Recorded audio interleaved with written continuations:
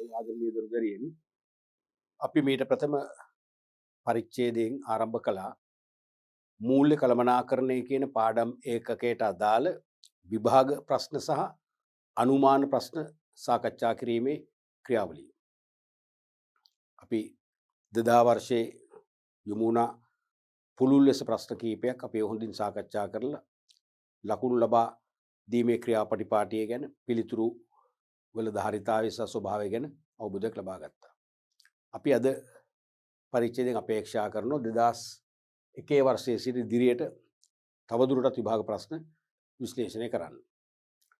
මුලින්ම 2001 විභාග ප්‍රශ්න පත්‍රයේ 6 වෙනි ප්‍රශ්නේ රෝම ඉලක්කම් 1 වශයෙන් හිමි වෙච්ච ප්‍රශ්නය. 6 වෙනි ප්‍රශ්නේ රෝම ඉලක්කම් 1. ප්‍රාග්ධන තෝලනය යනු කුමක්ද? කැපිටල් ගියරින්. ප්‍රාග්ධන තෝලනය යනු කුමක්ද? එය සමාගමකට නැත්නම් ව්‍යාපාරයකට වැදගත් වන්නේ ඇයි?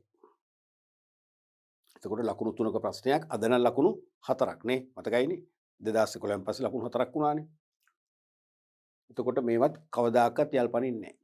ඇකවුන්ටින් පේපර් එකෙත් අහනවා. BS එකෙත් නිරන්තරයෙන්ම අහනවා. ප්‍රාග්ධන තෝලනය.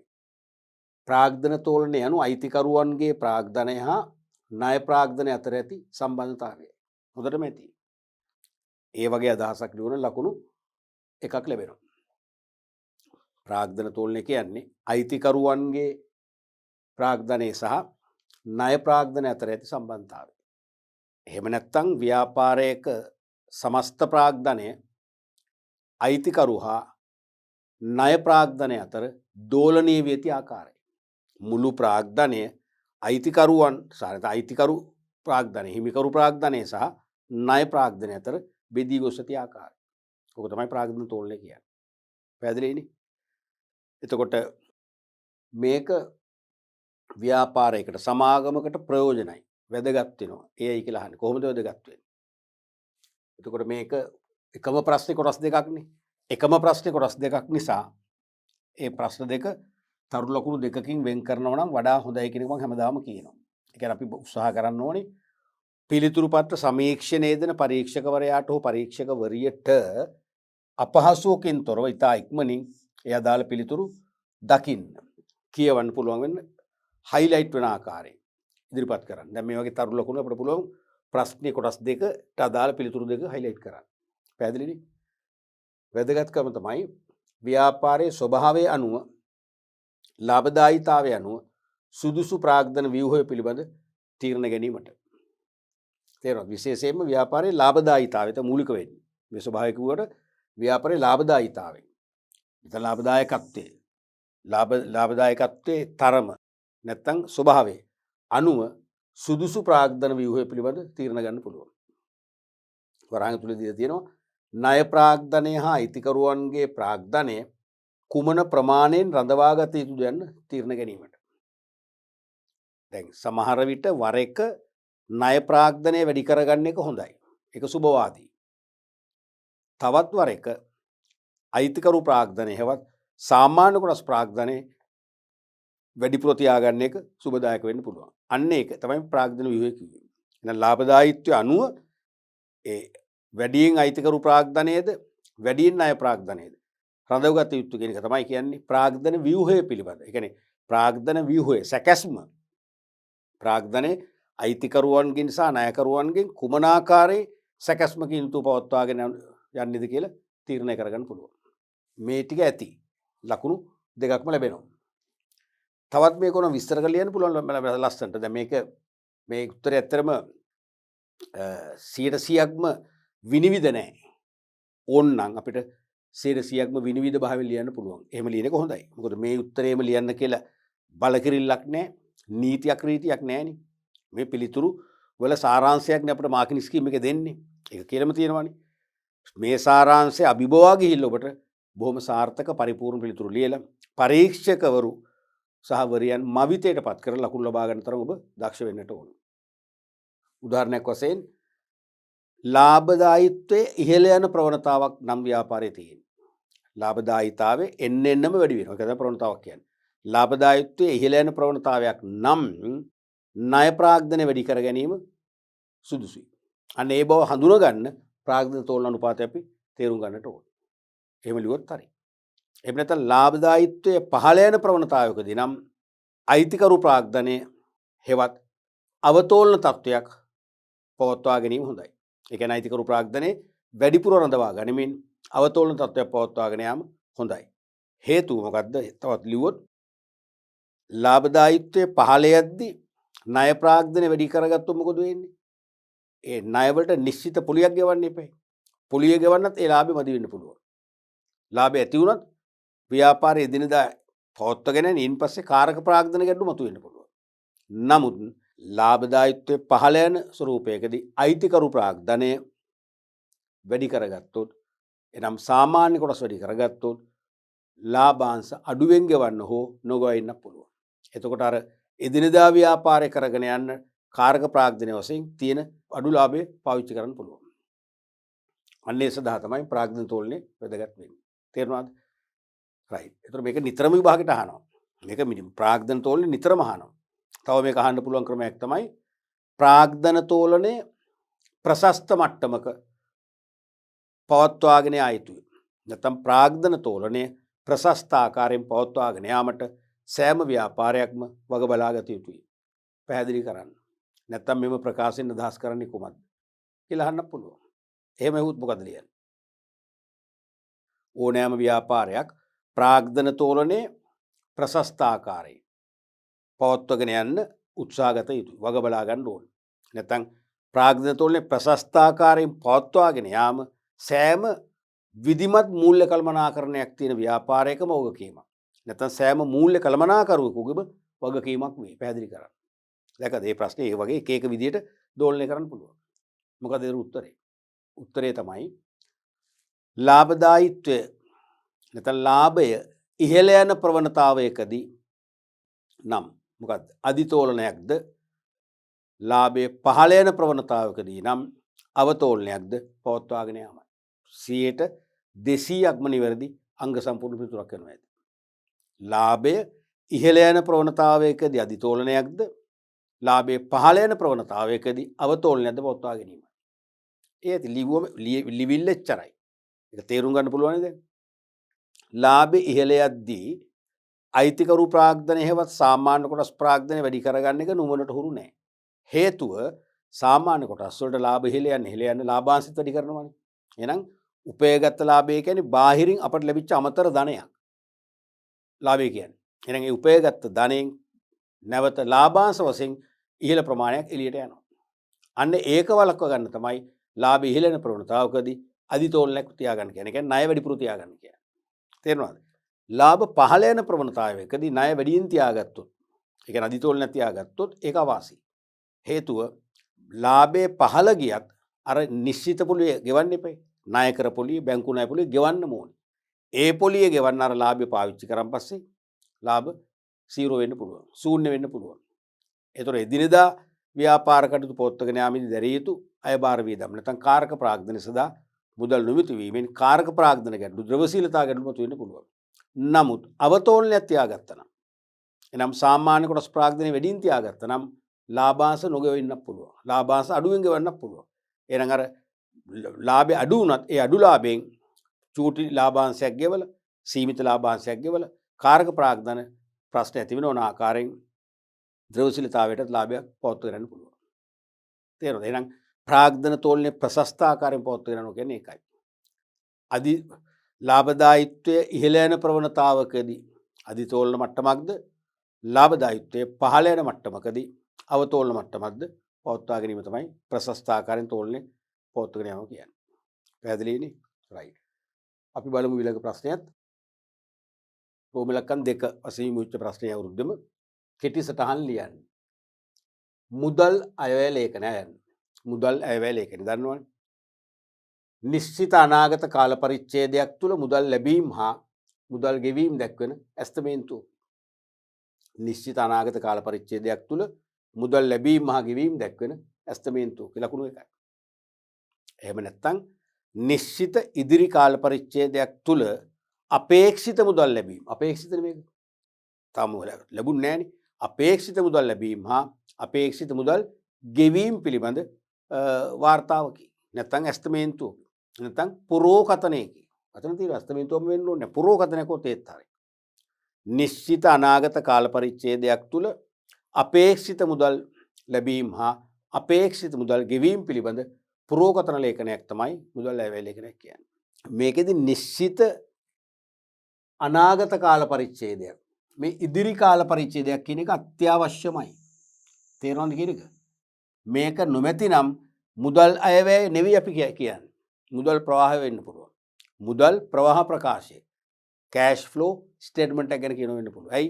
මුදල් ප්‍රවාහ ප්‍රකාශය බලන්නේ ව්‍යාපාරයට මුදල් ගලා ආමාර්ග සහ ව්‍යාපාරයෙන් මුදල් ගලා ගිය මාර්ග පිළිබඳ ලේඛනයක්නේ. ඒ අදහස එනවා නිශ්චිත අනාගත කාල පරිච්ඡේදයක් නැත්තම්. මොකද මුදල් ප්‍රවාහ ප්‍රකාශය අනාගතයටත් හදනවා, අතීතයටත් හදනවා, වර්තමානයටත් හදනවා. එනමුද මුදල් අයවැය ලේඛනයක් හදන්නේ කොහොමද? අනාගතයට පමණයි. ඒ නිසා මේ අනාගත කාල පරිච්ඡේදයක් හෝ ඉදිරි කාල පරිච්ඡේදයක් කියන අදහස අන්තර්ගත වුණොත් තමයි මුදල් අයවැය ලේඛනයේ අර්ථකථනය පිළිගත හැකි අර්ථකථනයක් කියලා අපිට ලකුණු එකක් ලැබෙන්නේ. පැහැදිලිනේ? එතකොට විභාගයට අහලා තියෙනවා නිතරම අහනවා මොකද්ද? අහන්න පුළුවන් අපි මේ ප්‍රශ්න මේ හැම ප්‍රශ්නයක් තුලින්ම මම මතක් නොකලත් ඔබ ප්‍රශ්න ප්‍රතිනිර්මාණය කරන්න. ඔබ ප්‍රශ්න ප්‍රතිනිර්මාණය කරනවා කියන්නේ විෂය කඩපාඩම් කිරීමෙන් ඔබ ඈතට ගිහිල්ලා විෂය තාර්කිකව පාඩම් කරන දරුවෙක් බවට පරිවර්තනය වෙනවා. එහෙම පරිවර්තනයක් වෙන්න ඕන අපි මේ ප්‍රශ්න පත්‍ර සාකච්ඡා කිරීම තුලින්. කියන්නේ අපි ගමේ කියනවානේ ධර්ම දේශනාවක් කරද්දී බණ අහන්නම් වල අහනවා කියලා. ඒ බණේ ගැඹුරට අපි අහන්නේ නැහනේ.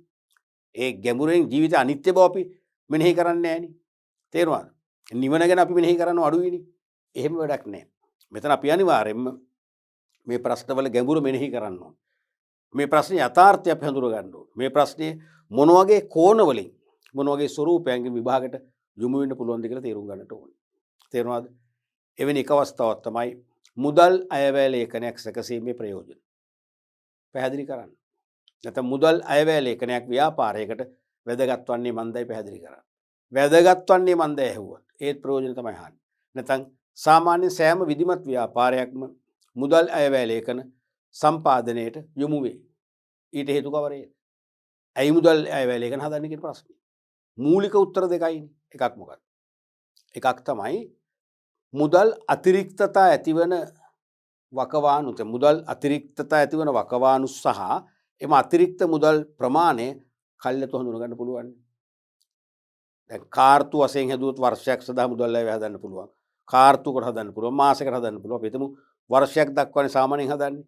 කාර්තු 4කට හදන තීරු 4ක් යනදී. එහෙනම් මොන කාර්තුවේද මුදල් අතිරික්තතා ඇති වෙන්නේ? ඒ ප්‍රමාණය කොච්චරද කියලා දැනගත්තම කල්යතුව අපිට පුළුවන් දැන් මුදල් වැඩිනේ.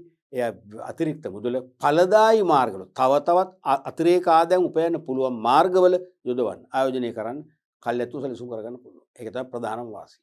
දෙක මොකක්ද?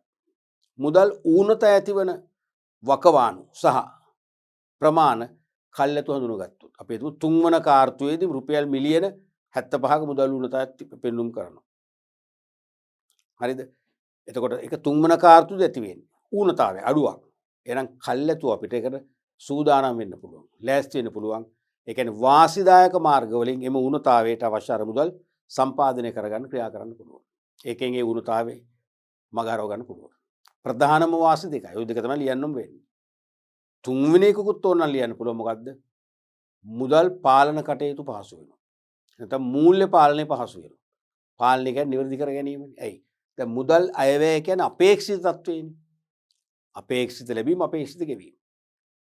ඒ කාලවලදී අපි තුන්වන කාර්තුවේදී අපේක්ෂිත මුදල් ලැබීම මිලියන 500යි. අපේක්ෂිත මුදල් ගෙවීම මිලියන 400යි. එහෙනම් මිලියන 100ක අතිරික්තයක් පෙන්නනවා. දැන් ඇත්තටම අපි තුන්වන කාල පරිච්ඡේදයට යොමු වෙලා ක්‍රියාත්මක වෙද්දී බලනවා මේ මුදල් අතිරික්තය මිලියන 100ක් තියෙනවද නෑ මිලියන 20ක් අඩුයි. අන්න ප්‍රශ්නයක් ඒක දැන්. එහෙනම් මුදල් අයවැය ලේඛනයේ තුන්වන කාර්තුන් අපේක්ෂා කළා මිලියන 100ක අතිරික්තයක්. නමුත් ඒ වකවානුව එළඹුණන් පස්සේ තුන්වන කාර්තුව එළඹුණාට පස්සේ අපි සංසන්දනය කරනවා ඇත්ත මුදල් තත්ත්වය. මිලියන 20ක අඩුවක් පෙන්නුම් කරන්න. එහෙනම් මුදල් අයවැය කියන එකේ අපේක්ෂිත තත්ත්වය මිලියන 100ක අතිරික්තයක්. නමුත් ඇත්ත තත්ත්වය මිලියන 20ක මුදල් ඌනතාවයක් තියෙනවා. අන්න සංසන්දනය කරන්න පුළුවන්. කරලා මොකක්ද දෙන. ඇයි මේක වුණේ? කොහොමද මිලියන 100ක අතිරික්ත මිලියන 20ක් දක්වා ඌනතක් දක්වා අඩු වුණේ? ඒ කියන්නේ මිලියන 100 නේ 120ක ගැප් එකක් තියෙනවනේ. ඒක ඇතුලේ කොහොමද?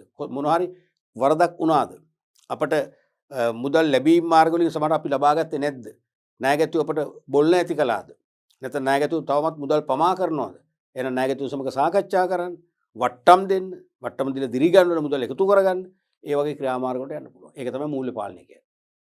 මූල්‍ය පාලනය පහසු වෙනවා. පාලනය කරන්න සසදන්න එපා. සසදන්න තියෙන ඇස්තමේන්තුව තමයි මුදල් වැලේ කරන්නේ. පැහැදිලිද? right. ඊළඟට ආයන ද්‍රවශීලතා අනුපාත. liquidity ratios. අපේ පේපර් එකේ ජනප්‍රියයි. ද්‍රවශීලතා අනුපාත දෙකක් නෙමූලික වශයෙන් තියෙන්නේ. ඒ දෙකම හෝ එකක් සාමාන්‍ය විභාගයට අහනවා. මොකද ඕනෑම ව්‍යාපාරයක් විධිමත් ව්‍යාපාරයක් නම් විධිමත් මූල්‍ය කළමනාකරුවන් ක්‍රියාත්මක වන විධිමත් මූල්‍ය කළමනාකරන ක්‍රියාවලියක් ක්‍රියාත්මක වන ව්‍යාපාරයක් නම් පැහැදිලිවම යහපත් ද්‍රවශීලතා මට්ටමක් අකණ්ඩව රඳව ගන්න ඕන. ද්‍රවශීලතා ගැටලු මතුවෙන්නේ නැහැ මූල්‍ය කළමනාකරණය විධිමත් නම්. නිවසක පවා මුදල් කළමනාකරණය අම්මා හරි තාත්තා හරි හොඳින් කරගෙන යනවා නම් නිවසේ අගහිගකම් ඇති වෙන්නේ නැහැ. අගහිගකම් ඇතුණත් බොහොම අවමව දරන්න පුළුවන්. දැරිය නොහැකි අගහිගකම් අපට අඩු ගානේ සතියක් හමාරක් බඩගින්නින තරම් අපේ මුදල් අපෙන් අහිමි වෙන තත්ත්වයක් උදා වෙන්නේ නැහැ. තේරෙනවනේ? එහෙමනම් ද්‍රවශීලතා අනුපාත වලින් ඒ වගේ ව්‍යාපාරවල ද්‍රවශීලතාවය කෙබඳු මට්ටමක පවතිනවද කියලා තේරුම් ගන්න පුළුවන්. කෙබඳු මට්ටමක පවත්වාගෙන යා යුතුද කියලා තේරුම් ගන්න පුළුවන්. එතකොට ජංගමවත්කම් හා ජංගමෝගකී අතර සම්බන්ධතාවය මෙයින් පෙන්눔 කරයිකොත් ඇති මේ තියෙන විදිහට. එහෙම නැත්නම් ජංගම නැත්නම් මොකද ස්ට්‍රෝක් දාලා තිනවා ද්‍රවශීලවත්කම්. ජංගම හෝ ද්‍රවශීලවත්කම් සහ ජංගම වගකීම් නැත්නම් ජංගම බැරකම් අතර සම්බන්ධතාවය මෙයින් පෙන්눔 කරයි. එහෙමත් නැත්නම් ව්‍යාපාරයේ ද්‍රවශීලතාව පිළිබඳ අවබෝධයක් එමගින් ලැබේ. ව්‍යාපාරයේ ද්‍රවශීලතාව පිළිබඳ අවබෝධයක් එමගින් ලැබේ. එහෙම ලිව්වත් කමක් නැහැ. නැත්නම් අපි මේක තරම් හොඳ ගැළපිල්ලක් නැහැ කියලා තේරෙනවනේ. හොඳටම අපි ගැළපීමක් කිව්වොත් ව්‍යාපාරයක ද්‍රවශීලතාවය පිළිබිඹු කර ගැනීම සඳහා ජංගම හෝ ද්‍රවශීලවත්කම් සහ ජංගම වගකීම් අතර ඇති සම්බන්ධතාවය හඳුනාගත හැකි අනුපාතමින් අදහස් වේ. කිව්වනම් වඩා හොඳ කියලා මහන්නේ අනුපාතනේ. අනුපාතනේ අහන්නේ. අපි අනුපාතෙම උත්තරේ ගේනවා නේ. අර අප උත්තරේ ටක් කරම ලියනවා කියන්නේ ටක් කරම ලියන කියන්නේ මොකද්ද? ප්‍රශ්නෙටම උත්තරේ ගලපනවා. දැන් මේකේ ප්‍රශ්නෙටම උත්තරේ ගැලපෙලා නැහැ. ඇයි?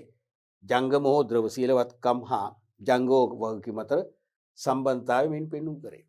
වඩා හොඳයි සම්බන්ධතාවය පෙන්눔 කරන අනුපාතයන් කිව්වනම් වඩා හොඳයි. තේරෙනවනේ? එනම් ව්‍යාපාරයේ ද්‍රවශීලතාවය පිළිබඳව අවබෝධයක් ලබා ගත හැකි. නැත්නම් ව්‍යාපාරයේ ද්‍රවශීලතා මට්ටම කුමන මට්ටමක පසු වෙන්නේද හඳුනා ගැනීමට හැකි වුණු පිණිස සම්පාදනය කර ලබන අනුපාතයන්.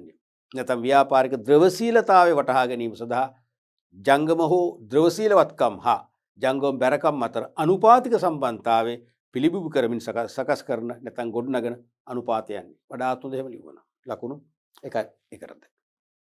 එවැනි අනුපාත දෙකක් මතකනේ. ජංගම අනුපාතය අනිත් එක මොකද්ද? ද්‍රවශීලතා අනුපාතය. නැත්නම් ෂණික අනුපාතය. නැත්නම් ෂණිකවත්කම් අනුපාතය. ජංගම අනුපාතය එක්ක ජංගමවත්කම් අනුපාතය එක්ක කාරක ප්‍රාග්ධන අනුපාතය. එකක්. අනිත් එක ද්‍රවශීල අනුපාතය නැත්නම් ෂණික අනුපාතය නැත්නම් ෂණිකවත්කම් අනුපාතය. මතකනේ? ඊළඟට ඒ අවුරුද්දම රෝබිලක්කම් 5 වෙනි ප්‍රශ්නය වශයෙන් ආපු එක සමාගමක වාර්ෂික විකුණුම් රුපියල් මිලියන 18කි. වාර්ෂික විකුණුම් රුපියල් මිලියන 18යි. විකුණු භාණ්ඩවල පිරිවැය රුපියල් මිලියන 12යි. මිලියන 12 කියන්නේ ලක්ෂ 120යි. විකුණුම් ලක්ෂ 180යි. සාමාන්‍ය තොගය රුපියල් 6 ලක්ෂයයි. මතකනේ සාමාන්‍ය තොගය කියන්නේ මොකද්ද? ආරම්භක තොගයයි අවසන් තොගය එකතු කරලා දෙකෙන් බෙදුවම වෙනවා සාමාන්‍ය තොගය. සමහර විට මට මතකයි ඒ ලෙවල් නෙවෙයි ඩබල් AT පේපර් එකක තිබුණා තොග වර්ග 6ක් විතර දෙලා තිබුණා. ජනවාරි මාසෙ මෙච්චර තොගයයි, මාර්තු මාසෙ මෙච්චරයි, මේ මාසෙ මෙච්චරම දීලා. එතකොට සාමාන්‍ය තොගය යන්නේ කොහොමද? තෝග වර්ග 6ක් දුන්න නම් මාසික තෝග වලින් දුන්න නම් තෝග 6ක් තිබේ නම් 6 එකතු කරා 6න් බෙදුවා. තෝග වර්ග 8ක් දුන්න නම් 8 එකතු කරා තෝග වර්ග 8ම එකතු කරා 8න් බෙදුවා. සාමාන්‍යයෙන් ඉන්නේ අපේ ආරම්භක අවසන් තෝග දෙකයින් දෙකෙන් බෙදෙනවා. පැහැදිලිනේ? එතකොට ඔබ දැන් තෝග වර්ග 6ක් එහෙම આવුත් බොහොල් බං වෙනවා. කොහොමද අපි දැන් පුරුදුලා තියෙන ආරම්භක තෝග අවසන් තෝග මේකේ තෝග වර්ග කීපයක්ද? මොකද්ද මේ? ප්‍රශ්නේ වැරදිලාද? ඒ වගේ අපේ උණුගිරිය හොල්මන් කරනවා කියන්නේ දැන් අපි බය වෙනවා. පීඩනය ඇති කරගන්නවා. මේකේ ප්‍රශ්නේ වැරදිද? නැත්නම් මේකේ සාමාන්‍ය තෝගක් හොයන්න බැරිද? නෑ කලබල වෙන්න බෑ. සාමාන්‍ය කියන්නේ අර ඒ සංඛ්‍යාව ඒ කියන්නේ වාර ගණනින් බෙදීමනේ. තේරෙනවද? තෝග වර්ග 9ක් නම් 9 එකතු කරා 9න් බෙදුවා ඉච්චරයි. අයන්නින් අහනවා තොග පිරිවැටුම් අනුපාතය ගණනය කරන්න. තොග පිරිවැටුම් අනුපාතය ගණනය කරන්න. අයන්නින් කියනවා තොග පිරිවැටුම් අනුපාතය මගින් කුමක් පිළිබිඹු කෙරේද? ලකුණු 1යි. ලකුණු 1යි. සාමාන්‍යයෙන් මෙතන මේ ලකුණු 1 කියන්නේ මේ ආයනටම ලකුණු 1ක් කියන එක නෙවෙයි. තේරෙනවද? අයන්ට ලකුණු 1යි, අයන්ට ලකුණු 1යි. එහෙම තමයි ලැබෙන්නේ. ඒතර මේකට ලකුණු 1ක් ලැබෙනවා. තොග පිරිවැටුම් අනුපාතය ගණනය කරන්න. දැන් මුලින්ම මොකද්ද මේ තොග පිරිවැටුම් අනුපාතය කියන්නේ? ඔක නිර්වචනය කරන්නත් වෙනවා. තොග පිරිවැටුම් අනුපාතයෙන් කුමක් අදහස් කරද කියලා අහනවා. අහලා සමහරට පුංචි මේ වගේ ගැටලුවක් දීලා අපර අනුපාතය ගලපලා අනුපාතය සොයන්න එනවා. තොග පිරිවැටුම් අනුපාතය කියන්නේ තොග විකුණුම් බවට පත්වන වාර ගණන. තොග විකුණුම් බවට පත්වන වාර ගණන. නැත්තම් තොග මුදල් බවට පත්වන වාර ගණන. ඒත් හරිනේ. විකිණනවා කියන්නේ මුදල් ලැබෙනවනේ. තොග විකුණුම් බවට පත්වන වාර ගන්න නැත්නම් තොග මුදල් බවට පත්වන වාර ගන්න. එහෙම නැත්නම් කියන්න පුළුවන් තොග අලුත් වන වාර ගන්න. ඒත් හරිනේ. තොග අලුත් වෙනවා කියන්නේ තොග විකිණනවා. විකුණනම අලුත් වෙන තොග අරගෙන ආයි විකුණනවා. තුනම හරි. තොග විකුණුම් බවට නැත්නම් මුදල් බවට නැත්නම් අලුත් වන වාර ගන්න කියනවා. ඒක තමයි තොග පිළිගුණ අනුපාතය කියන්නේ. එතකොට ඒ අනුපාතය වාසිදායක වෙන්නේ කොහොමද ව්‍යාපාරයකට?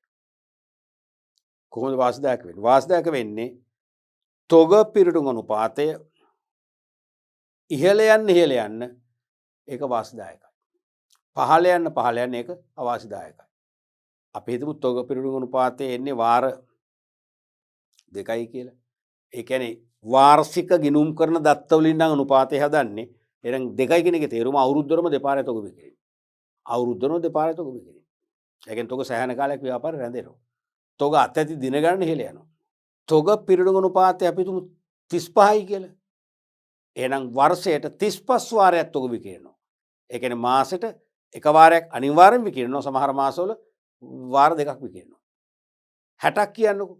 ඒ කියන්නේ අවුරුද්දට 60 වාරයක් විකිරෙනවා. ඒ කියන්නේ මාසෙට 2 වාරයක් විකිරෙනවා. ඉතාලම හොඳයි. ඒ නිසා තොග පිරිවැටුම් අනුපාතය ඉහළ යනවා නම් වාසිදායකයි, පහළ යනවා නම් අවාසිදායකයි කියන මතේ අපි තේරුම් ගන්නට ඕනේ. එතකොට මුලින්ම මේක තියෙන ගණනය කිරීම. සාමාන්‍ය ගණනය කිරීම නෙවෙයි මුලින්ද අදහස ගමන්නේ. දෙවිදිහට වෙන්න පුළුවන්. දෙවිදිහට වෙන්න පුළුවන්. අනුපාතය ගණනය කරලා ප්‍රශ්නයක් අහන්න පුළුවන්. නැත්නම් නිශ්චිත පිළිතුරක් ලැබෙන ප්‍රශ්නේ මුලින් අහලා අනුපාතය ගණනය කරන්න පුළුවන්. වැඩිපුර එන්නේ සාමාන්‍ය අනුපාතය ගණනය කිරීම දෙවනුව. මුලින් ප්‍රශ්නේ අහන්න කමන්නේ. ඒක ඕන විදිහට එන්න පුළුවන්. එතකොට අපි මේක දැන් මෙහෙම මේකට උත්තර ලියද්දී අනිවාර්යයෙන්ම අනුපාතය ලියන්න. සමහර අපි ඔබ අන්තිමටම තෝරගත්ත ප්‍රශ්න කියලා මේක ලියන්න. කාලෙ චුට්ටක් මදි උනායි කියන්නකෝ. අඩු ගන්න ඔබ මේකේ ඔබේ උත්තර පත්‍රය කලෙක්ට් කරගන්න පෙර පරීක්ෂකවරයා ඔහොම පෙනිපෙනි ඔබට පුළුවන් අනුපාතය ලියන්න. ලිව්වත් ලකුණු භාගයක් දෙනවා. ඇයි පරීක්ෂකවරට තේරෙනවා මෙයාට වෙලා මදි වෙලා වෙන්න ඕනේ මේ.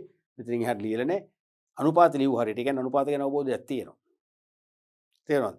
ලකුණු දෙකක් නම් එකක් ගන්න පුළුවන්. එකක් නම් භාගයක් ගන්න පුළුවන්. භාගෙත් වැදගත්. තේරෙනවනේ? ඒතොර ඒක හොයන්නේ කොහොමද? විකුණුම් පිරිවැය නැත්නම් විකුණු භාණ්ඩ පිරිවැය. විකුණුම් පිරිවැය. එක්ක විකුණුම් භාණ්ඩ පිරිවැය. විකුණුම් පිරිවැය. බෙදනවා සාමාන්‍ය තොගේ.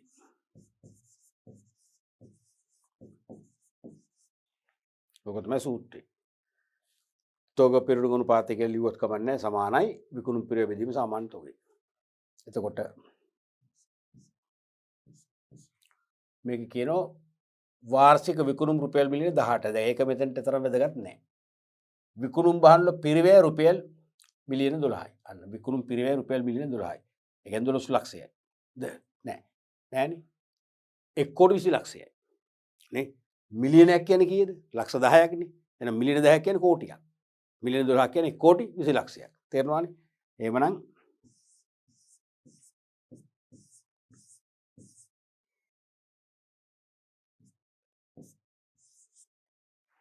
1 කෝටි 20 ලක්ෂයයි. ඊට පස්සේ සාමාන්‍ය බඩු තොගය 6 ලක්ෂයක් දීලම තියෙනවා.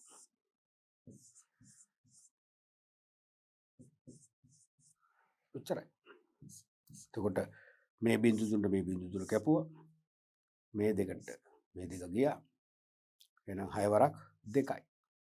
ඒ කියන්නේ කීයද? 20 වාරයයි. වාර 20යි. වාර 20යි. මේනේ වාර. විකුණුම් වාර. ව්‍යාපාරයේ භාණ්ඩ තොග විකිණිච්ච වාර 20ක්. 20 වාරයක් විකුණුණා. අවුරුද්දක දත් වලින් හැදුවොත් අවුරුද්දට 20 වාරයක් විකිණෙනවා. හරිද? අපි හිතමු මාස 6ක දත් වලින් හැදුවොත් මාස 6ට 20 වාරයක් විකිණෙනවා. අපි හිතමු කාර්තුක දත් වලින් හැදුවනම් මාස 3කට එහෙනම් මාස 3ට 20 වාරයක්. ඉතාලම හොඳයි. මාස 3ට 20 වාරයක්. කියන්නේ මාසයකට දල වශයෙන් 6 වාරයක් 7 වාරයක් විකිණෙනවා. ඒ කියන්නේ නිතර භාණ්ඩ අලුත් වෙනවා. යල්පනින්නේ නැහැ. නැෂ්‍ය වෙන්නේ නැහැ. තේරෙනවද? නිතර මුදල් ලැබෙනවා. ද්‍රවශීලතා ගැටලු නැහැ. තේරෙනවද? නැහිමෙන්ට වෙලාවට ගෙවන්න පුළුවන්. නැහිමෙන්ගේ විශ්වාසය දිනා ගන්න පුළුවන්. වාසි ගොඩක් දිග හැරෙනවා. ඒ නිසා මේක ඉහළ යන්න ඕනේ. තොග පිරඩු අනුපාතය 15ක් ගත්තා 2 3 වගේ ගත්තා කියන්නේ නිතර තොග විකිරෙන්නේ නැහැ. තොග රැඳෙනවා වැඩි. යල්පැනීම් නැෂ්‍ය වීම ලාභ වැඩි. තේරෙනවද? ද්‍රවශීලතා ගැටලු ඇති වෙනවා. නැත්නම් කාරක ප්‍රාග්ධන ගැටලු ඇති වෙනවා. නැහිමියන්ට ගෙවීම් පමා කරන්න වෙනවා. නැහිමියන්ගේ විශ්වාසය අඩු වෙනවා. ඉදිරියේදී නැහිමියන්ගේ අපිට නව ණය මුදලක් ලබා ගන්න අපහසු වෙනවා. ඒ වගේ අවාසිදායක තත්ත්වයන් රැසක් මොකද වෙන්නේ? දිගහැරෙනවා. ඒ නිසා තොග පිරිවටුම් අනුපාතයේ මේ වගේ ඉහළ අගයක් ගැනීම තමයි වාසිදායක වෙන්නේ. හරිනේ? ඒතර මේකට ලකුණු එකක් ලැබෙනවා අනිවාර්යයෙන්ම.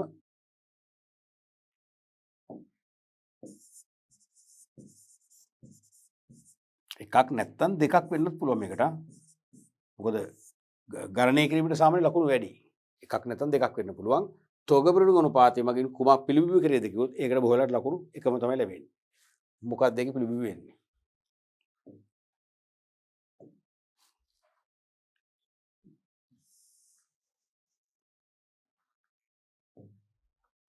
ආයන්. හරියට අංක දාන්න ඕනේ. රෝමිල් ලක්කම් 1 කලින් අයනු 1 කලින් ආදී පිළිවෙලට යන්න ඕනේ. මම හැමදාම මතක් කරන්නේ පිළිතුරු ලිවීමේදී පිරිසිදු බව පිළිවෙල තේරෙනවද? අංක දෙදීම නිවැරදිව කරන්න ඒකෙන් හොඳට පුළුවන් ඔබට පරීක්ෂකවරුන් ඔබේ පැත්තට හසුරුවා ගන්න. මම අවුරුදු 12ක් පේ මාකින් කරපු කෙනෙක්නේ උසස් පෙළ. ඉතින් මම මාකින් කරද්දි මම දැක්ක ටීචර්ස්ලා ඒ වගේ හරි පිළිවෙලට නීට් එකට පිළිතුරු පත්‍ර ඉදිරිපත් කරන අය ගැන කතා බහට ලක් වෙනවා. හරි සතුටෙන් මේ පේපර්ස් බලනවා. තේරෙනවද? අනිවාර්යයෙන්ම මමත් ඒ දේ වින්දා. මගෙනුත් ලකුණු ගියා කියලා මම පෞද්ගලිකව දැන් බය නැතුව කියනවා මම මාකින් නොකරන නිසා. ඒ කියන්නේ මේ වගේ පිළිවෙලට වැඩ කරන ළමයාගේ උත්තර පත්‍රය අපි ආසයි. අපි අනිවාර්යයෙන්ම මේ අපි කියන්නේ දපන වැඩනවා කියන්නේ. ඒ කියන්නේ පිළිතුරට අපි යට වෙනවා. අපෙන් ලකුණු 1 2 3 4 5ක් සමානට යන මොන තරම් පෙරලියක්ද ලකුණු 5කින් කරන්න පුළුවන්. ඒ වාසිය ඔබ ලබා ගත යුතුමයි. තේරුණාද? එතකොට තොග පිරිවටුම් අනුපාතය මගින් කුමක් පිළිබිඹු කෙරේද? මොකද්ද වෙන්නේ? ව්‍යාපාරික තොග විකිනෙන වාර ගන්න. නැත්නම් තොග මුදල් බවට පත්වන වාර ගන්න. නැත්නම් තොග අලුත් වන වාර ගන්න තමයි මේක පෙන්වුම් කරන්නේ. තේරෙනවද? එහෙමනම් ව්‍යාපාරයක තොග අලෙවි වන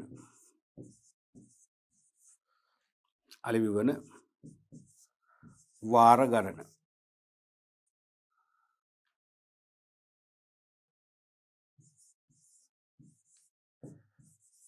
පෙන්නුම් කරයි.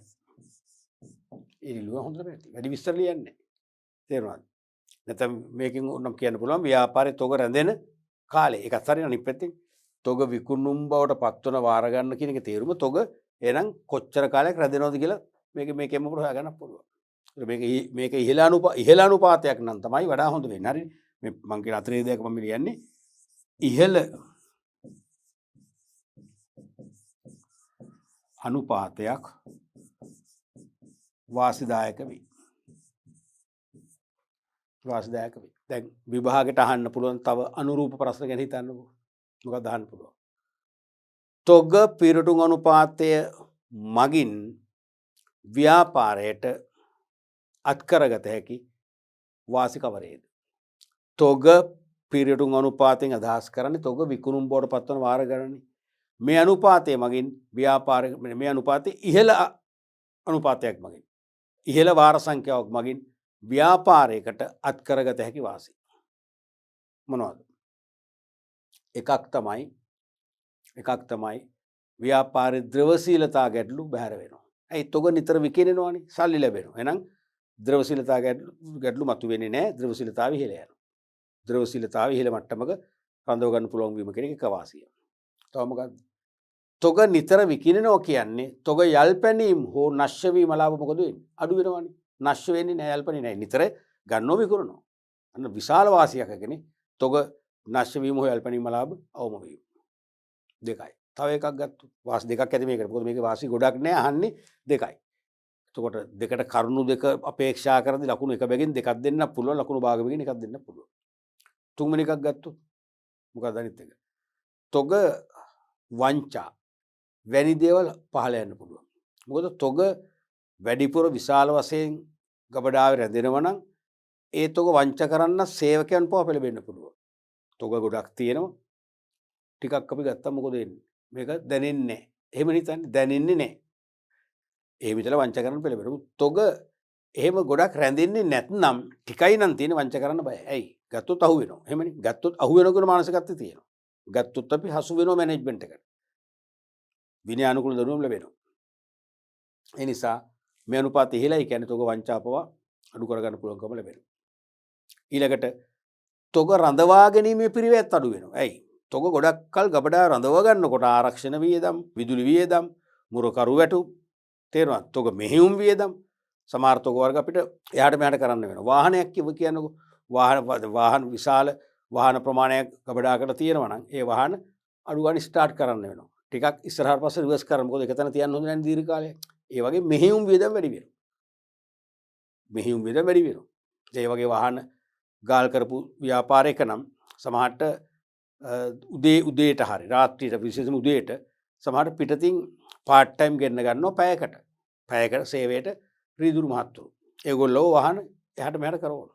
කරලා ඊට පස්සේ විනාඩි 5ක් 10ක් ස්ටාර්ට් කරලා එන්ජින් එක එහෙම සීසන් වුණාන් පස්සේ නියමිත තැනට ගිහලා පාක් කරලා ඒ අතුරු බාර දීලා ඒගොල්ලෝ යනවා. ගෙවීමක් කරනවා. අතිරේක වියදම් ඒවා අඩු වෙනවා. ඇයි? කරන්න ඕනේ තොග යනවනේ. තේරෙනවා. එන්න තොග මෙහෙයුම් වියදම් පවත්වගෙන යාම වියදම් පව අඩු වෙනවා. අන්න ඒ වගේ වාසි ගොඩක් ඇති වෙනවා. මේ අනුපාතය ඉහළ නම් පහළ නම් මේකදී ඕක බණි පැත්ත. ද්‍රවශීලතා ගැටලු මතුවෙනවා. ද්‍රවශීලතාවය පහළ යනවා. නයිහිමියන්ට ගෙවීම පමා කිරීමෙන් නයිහිමියන්ගේ විශ්වාසය නැති වෙනවා. ඒ නිසා ඉදිරියේදී නයිහිමියන්ගේ ණය ලබා ගැනීම හැකියාව අඩු වෙනවා. තොග යල්පැනීම නැස් වීම ලාභ ඉහළ යනවා. තොග වංචා ඉහළ යනවා. ඒ වගේ අවස්ථාවක තත්ත්වෙන් ලියන්න පුළුවන්. පැහැදිලිනේ? අපි බලමු ඊළඟ ප්‍රශ්නය. 2002 විභාගයේදී උගොච්ච ප්‍රශ්න. ඒකෙදි පස්වෙනි ප්‍රශ්නේ රෝම ඉලක්කම් 1 වශයෙන් උගොච්ච ප්‍රශ්නේ. පහත දැක්වෙන්නේ සීමිත පොදු සමාගමක ශේෂපත්‍රයෙන් උපුටාගත් තොරතුරු කීපයකි. ශේෂපත්‍රයක තොරතුරු කීපයක් දීලා තියෙනවා. සාමාන්‍ය කොටස් ප්‍රාග්ධනය කියන එක යටතේ අනුදත් රුපියල් 10 කොටස් 50000යි 5 ලක්ෂයයි. දැන් මේ වචන අනුදත් වශයෙන් වචනේ පාවිච්චි වෙන දැන් එන්නේ ප්‍රකාශිත ප්‍රාග්ධනයේ. දැන් එන්නේ ප්‍රකාශිත ප්‍රාග්ධනය මතකයිද? ඒ කියන්නේ මුළු ප්‍රාග්ධනය ඔක්කොම සාමාන්‍ය කොටස් රුපියල් 10 කොටස් 50000 කියන 5 ලක්ෂයයි. නිකුත් කළා ගෙවා නිමි. ඒ නිකුත් කරලා ආයෝජකයෝ ගෙවා නිම කරපුවා. අද නම් ප්‍රකාශිත ප්‍රාග්ධනය කියන්නේ ඕක තමයි. රුපියල් 10 කොටස් 35000 කියන්නේ 350000යි. කොහොමද දැන්ට නිකුත් කරලා අර මුදල් රැස් කරගෙන තියෙන සාමාන්‍ය කොටස් වලින් 350000 පමණයි. පොදු සංචිතයේ රඳවගත් සංචිතයක් 25000යි. 10 ණය කර කියන්නේ ණය ප්‍රාග්ධනය 1,25,000යි. යෙද වූ ප්‍රාග්ධනය කියන්නේ මුළු ප්‍රාග්ධනය 1,05,000යි. සමාගමේ වර්තමාන ඉපෙවුම් අනුපාතය 20යි. ඉපෙවුම් කියන්නේ මොකද? කොටසක ඉපෙවුම් මේ විසුද්ධ ලාභය එහෙම නෙමෙයි මේ කියන්නේ තේරෙනවද? වර්තමාන ඉපයුම් අනුපාතය කියන්නේ කොටසක ඉපයුම් අනුපාතය.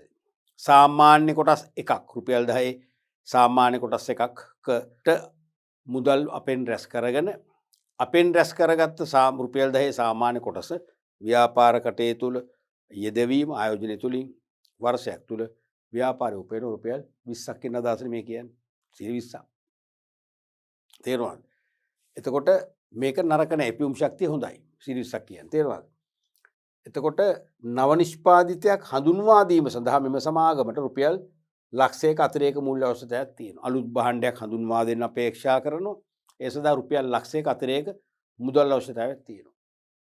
මේ සඳහා වඩාත්ම යෝග්‍ය මූල්‍ය මාර්ගය වන්නේ සාමාන්‍ය කොටස් නිකුතුවද ණය කර නිකුතුවද ඔබගේ පිළිතුර සනාථ කිරීමට හේතු දක්වන්න. ලකුණු 3ක්ම දීලා තියෙනවා තනි ප්‍රශ්නයක් නිසා. දැන් මේකේ පිළිතුරට යනකොට අපි තේරුම් ගන්න මේ ව්‍යාපාරයේ විශේෂයෙන්ම ප්‍රාග්ධන තෝලනය. ප්‍රාග්ධන තෝලනය ගැන අපි අනිවාර්යයෙන්ම අවබෝධයක් ලබන්නට ඕනේ. තේරුණාද? හේතුව අහන්නේ මේ අතිරේක ප්‍රාග්ධනයේ රුපියල් ලක්ෂය අපි හොයාගන්නේ සාමාන්‍ය කොටස් නිකුත් කරලාද ණය කර නිකුත් කරලාද කියලා දෙගිඩියාවක් නේ දැන් තියෙන්නේ. සාමාන්‍ය කොටස්ද ණය කරද නිකුත් කරන්න තීරණයක් ගන්න වෙනවා. ඒකදී අනිවාර්යයෙන්ම ප්‍රාග්ධන තෝලනය ගැන හිතන්න ඕනේ. ප්‍රාග්ධන තෝලනය අනික ලාභදායීත්වය ගැන හිතන්න ඕනේ. තේරුණාද? ප්‍රාග්ධන තෝලනයයි ලාභදායීත්වයයි දෙක අතර තමයි අරමුදල් රැස් කිරීමේ මාර්ගය කුමන මාර්ගයක්ද කියලා තීරණය කිරීමේ පිළිතුර තියෙනවා. එතකොට ප්‍රාග්ධන තෝලනය කියන්නේ මොකද්ද? ව්‍යාපාරයේ මුළු ප්‍රාග්ධනය නැත්නම් මේ මුළු යෙදවූ ප්‍රාග්ධනය අයිතිකරු සහ ණය ප්‍රාග්ධනය අතර බෙදී ගොස් සිටි ආකාරය. දැන් මේකේ තියෙනවා නිකුත් කළා ගෙවානිමි සාමාන්‍ය කොටස් 3,50,000යි. පොදු සංචිතය කියන්නේ රඳවගත් ලාභයක් නේ ඒක සංචිතයක්නේ. එහෙනම් ඒකත් සාමාන්‍ය කොටස් හිමියන්ට නැති මතකනේ. සංචිත අයිති සාමාන්‍ය කොටස් හිමියන්ට. ඒ කියන්නේ බදු වර්ණී ලාභාංශ ගෙව්වට පස්සේ ඉතුරු මුළු ලාභයම අයිති සාමාන්‍ය කොටස් හිමියන්ට. නමුත් එයින් කොටසක් තමයි ලාභාංශ වශයෙන් දෙන්නේ. වැඩි කොටසක් රඳව ගන්නවා ව්‍යාපාරي ඉදිරි සංවර්ධනය නැත්නම් වැඩි දියුණු කිරීම සඳහා. එහෙම නොකර සමාගම ඈවර කරද්දී මේ සංචිත තිබුණා නම් ඒ සංචිත කාටවත් අයිති නෑ සාමාන්‍ය කොටස් වලට අයිති. ඒ නිසා තමයි අපි අයිතිකරු ප්‍රාග්ධන හේවත් හිමිකරු ප්‍රාග්ධන හේවත් සුද්ධ වටිනාකම ගණනය කිරීමේදී හැම විටම රඳවගත් ලාභය ඇතුළු සංචිත වර්ග සියල්ලම සාමාන්‍ය කොටස් වලට එකතු කරන්න. ඒ කියන්නේ ඒගොල්ලෝගේ අයිතිය වැඩි වෙන නිසා. එහෙනම් හිමිකරු ප්‍රාග්ධනය තමයි මේ තියෙන්නේ. හිමිකරු ප්‍රාග්ධනය කීයද? 3,50,000යි. හිමිකරු ප්‍රාග්ධනය 3,50,000යි. මේ හිමිකරු ප්‍රාග්ධනය. මේ මොකද්ද? ණය ප්‍රාග්ධනය 1,25,000යි. එහෙනම් ණය අඩුයි අයිතිකරු ප්‍රාග්ධනය වැඩි. අයිතිකරු ප්‍රාග්ධනයට වඩා ණය වැඩි වුණා නම් නැදි තෝලනය කියන්නේ. මෙතන අයිතිකරු ප්‍රාග්ධනයට වඩා ණය අඩුයි. නැත්තම් ණය ඉක්මවා අයිතිකරු තියෙනවා කියන්නේ මොකද? අවතෝලන තත්ත්වයක් තියෙනවා. අවතෝලන තත්ත්වයක් තියෙනවා. හරිද? අවතෝලන තත්ත්වයක් නම් වඩා හොඳ මොකක්ද? මොකද්ද මේක පිළිතුර? වඩා හොඳ වෙන්නේ මෙහෙමනේ වෙන්නේ.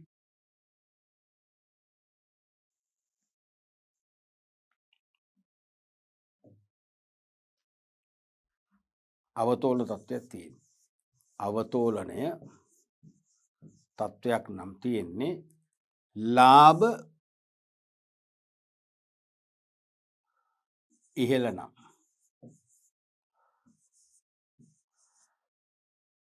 ලාභ ඉහළ නම්. මොකද්ද වඩා හොඳ? ලාභ ඉහළ නම් මොන වගේ තෝලනයක් තියෙනවද? අවතෝලන අදිද? ලාභ ඉහළ නම් අදිතෝලනේ තියෙන එක හොඳයි. ඇයි හේතුව? හේතුව ලාභ ඉහළ යන්න සාමාන්‍ය කොටස් වැඩි කරගත්තොත්. දැන් මෙතන ණය වලට වඩා සාමාන්‍ය කොටස් වැඩි. වැඩි කරගත්තොත් මොකද වෙන්නේ? අනිවාර්යයෙන්ම වැඩිපුර ලාභාංශයක් එළියට යනවා. මොකද සාමාන්‍ය කොටස් වලට ලාභ ඉහළ යන තත්වයකදී ලාභාංශෙත් වැඩි වෙනවනේ. ඒතර වැඩි ලාභාංශයක් ගෙවනකොට ලාභය නැවත එළියට යනවා. ව්‍යාපාරෙන් පිටතට මුදල් ගලා යාම ඉහළ යනවා. වඩා හොඳ වෙන්නේ ව්‍යාපාරයේ තුලම මුදල් රඳව ගැනීමනේ. ලැබිච්ච මුදල් ගලාගෙන එම නැවත ගලා යන්න සලස්සන්නේ අපි ඒක රඳව ගන්න සලස්ස ගන්න ඕන. තේරුණාද? එහෙනම් අවතෝලන තත්ත්වයක් නම් තියෙන්නේ මේකේ ලාභදායීත්වය ඉහළ නම්. ලාභදායීත්වය ඉහළ නම් ඇත්තටම අවතෝලන තත්ත්වය හරියන්නේ නැහැ. හරියන්නේ නැති තෝලනේ. දැන්ටත් මේ ව්‍යාපාර තියෙන්නේ මොකද්ද? දැන්ටත් මේ ව්‍යාපාර තියෙන්නේ මොකද්ද? අවතෝලනයක්. ඇයි? අයිතිකරු ප්‍රාග්ධනය වැඩි. ණය අඩුයි. ණය වැඩි වුණොත් අධිතෝලනයක් එන්නේ. දැන්ටත් මේක අවතෝලන තත්ත්වයක් තියෙනවා. තේරුණාද? ඒතර දැන් අවතෝලන තත්ත්වයක් නම් දැන් සාමාන්‍ය කොටස් නිකුත් කරොත් මොකද වෙන්නේ? සාමාන්‍ය කොටස් නිකුත් කළොත් මොකද වෙන්නේ? තවත් ලාභාංශ වශයෙන් ව්‍යාපාරයෙන් එළියට ගලාගෙන එන ප්‍රවාහය වැඩි වෙනවා. ඒක අපරාධයක්. ඒ නිසා අවතෝලනයක් දැන්ට තියෙන්නේ අවතෝලනයක් ලාභදායීත්වයක් ඉහළ නම් තේරුණාද? ලාභදායීත්වයක් ඉහළ නම් මොකක්ද එහෙනම් අතිරේක ප්‍රාග්ධනය රැස් කරන රුපියල් ලක්ෂය සඳහා සාමාන්‍ය කොටස්ද වඩා හොඳ ණයකර නිකුතුවද? වඩා හොඳ ණයකර නිකුතුව. වඩා හොඳ ණයකර නිකුතුව. ඇයි තවත් සාමාන්‍ය කොටස් වැඩි කරගන්නවා කියන්නේ. තවත් සාමාන්‍ය කොටස් වැඩි කරගන්නවා කියන්නේ මොකද වෙන්නේ? ලාභාංශ වශයෙන් වැඩිපුර සල්ලි එළියට යනවා. ඒක වළක්ව ගන්න එකම මාර්ගය තමයි මොකද්ද? ණයකර නිකුත් කිරීම. ණයකර නිකුත් කිරීම. ණයකර නිකුත් කරාම අන්න අවතෝලන තත්ත්වයේ අධිතෝලන තත්ත්වය පැත්තට හරව ගන්න පුළුවන්කම ලැබෙනවා. ඒ තුලින් ලාභ ඉහළ නිසා ඉහළ ලාභයක් වුණාට නිශ්චිත පොලියක් පමණක් ගෙවලා ලාභය ගොඩක් රඳව ගන්න පුළුවන්කම ලැබෙනවා. ඒ නිසා වඩා හොඳ ණයකර නිකුතුවයි. දැන් මේකේ දෙපැත්තරම කරුණු කියන්න පුළුවන්. දැන් මාර්කටින් ස්කීම් එකේ දෙපැත්තර කියන්නේ ඕගොල්ලෝ සමහර අය ලියනවා සාමාන්‍ය කොටස් නිකුත් කිරීම කියලා. හේතුවත් කියනවා. හේතුව ගැලපෙනවා නම් ඒත් ලකුණු ලැබෙනවා. ණයකර නිකුත් කිරීම කියලා ලියන්න පුළුවන්. හේතුත් ලියනවා. හේතුව ගැලපෙනවා ලකුණු ලැබෙනවා. දෙපැත්තරම ලකුණු දුන්න කියන්නේ ඒකයි. හරිද? හැබැයි හේතු මැච් වෙන්න ඕනේ. ඔබේ උත්තරේ ණයකර. ඔබේ උත්තරේ සාමාන්‍ය කොටස්ද ඒකට මැච් වෙනවා නම් හේතු ටික. ගැලපෙනව නම් ලකුණු ලබා ගන්න පුළුවන්. ඔබේ දැනුම අනුව මට කියන්න මේකෙදි වඩා හොඳ මොකක්ද? දැන් මේකේ ඉපෙවුම් අනුපාත සිරිස් එක නිතාම හොඳයි. ලාභදායීත්වය හොඳයි. ලාභදායීත්වය හොඳ නම් යහපත් නම් මොකද වෙන්න ඕනේ? දැන් තවත් සාමාන්‍ය කොටස් වැඩි කරගන්න එක හොඳ නැහැ. මොකද දැන්ටමත් වැඩිනේ. 3,75,000ක් නේ. 3,75,000ක් තියෙනවනේ. 3,75,000ක් තියෙනවා. මේ 25000ක් තමයි 3,75,000ක් තියෙනවා. නේ? ඔව්. 3,75,000ක් එනවනේ එතකොට. ඒ කියන්නේ සාමාන්‍ය කොටස් ප්‍රාග්ධනය විතරක් ගත්තොත් අයිතිකරු ප්‍රාග්ධනය 3,50,000යි. සංචිතත් එකතු කරගත්තොත් 3,75,000ක් වෙනවනේ. අයිතිකරු ප්‍රාග්ධනය. 3,50,000 කියලා ගත්තත් ණය තියෙන කීයද? 1,25,000යි. ඒත් තියෙන අවතෝලනය. 3,75,000 කියලා ගත්තත් ණය තියෙන 1,25,000යි. ඒත් තියෙන අවතෝලනය. තේරුණාද? ඉතින් මෙතනදී තවත් සාමාන්‍ය කොටස් වැඩි කරගන්නවා කියන්නේ තේරෙනවද? අවතෝලනය තවත් අපි විකාශනය කරගන්නවා. ඒ කියන්නේ තවත් අපි ලාභාංශ වශයෙන් එළියට යවන මුදල් ප්‍රවාහය වැඩි කරගන්නවා. ඒක තරම් සාර්ථක නැහැ. ඒ නිසා වඩා හොඳ දැන් මොකද්ද? ලාභය හොඳ නිසා ණය වැඩි කරගන්න එක හොඳයි. එහෙනම් ණයකරම නිකුත් කරනවා නම් තමයි හොඳ. ණයකර නිකුත් කරා මොකද වෙන්නේ? නිශ්චිත මොකද? පොලියක් පමණක් ගෙවන්න තියෙනවා. ඒ කියන්නේ ණයකර පොලිය නිශ්චිතයිනේ. ලාභ වැඩි වුණා කියලා පොලි ප්‍රතිශතයේ 8 15 වෙන්නේ නැහැ. 15 20 වෙන්නේ නැහැ. 8 නම් 8ම තමයි. ඒ නිසා ලොකු ලාභ කොටසක් රඳව ගන්න පුළුවන්. හොඳම උත්තරේ ඒකයි. පැහැදිලිනේ? එහෙනම් අපි ලියමු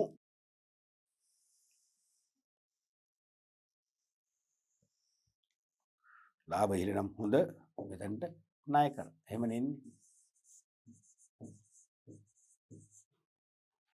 ණයකර.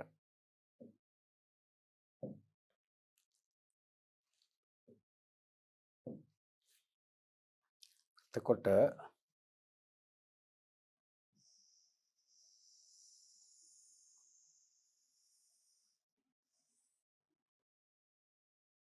යෝග්‍ය මූල්‍ය මාර්ගයේ වන්නේ සාමාන්‍ය කොටස් නිකුතුවද ණයකර නිකුතුවද?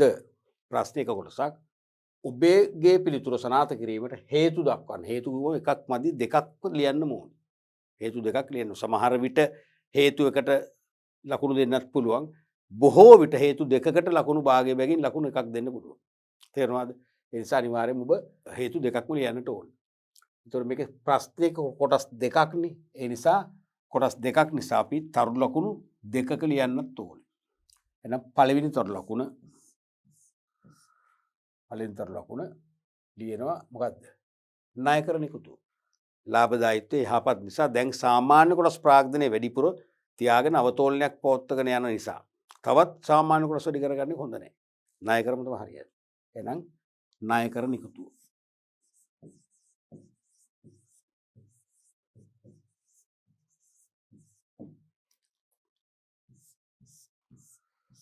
දෙවෙනි තරු ලකුණ හේතු. හේතු කියලා අපි ඕනනම් ලියමු. තවත් පැහැදිලි වෙනකොට හේතු. එක දෙක කියලා දෙකක් ලියමු. එකක් මොකද්ද? ලාභදායීත්වයේ යහපත් නිසා නිශ්චිත පොලියක් පමණක් ගෙවලා වැඩි ලාභයක් රඳව ගන්න පුළුවන් මේකෙදී. සාමාන්‍ය කොටස් නිකුත් වෙදී ඒක වෙන්නේ නැහැ. වැඩිපුර ලාභාංශයක් ගන්න වෙන නිසා වැඩි ලාභයක් එළියට යනවා. හරිනේ? එහෙනම් යන්න පුළුවන්. ලාභ යහපත් නිසා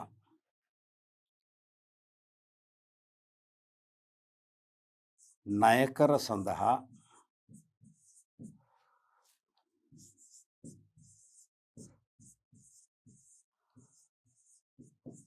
නිශ්චිත පොලියක්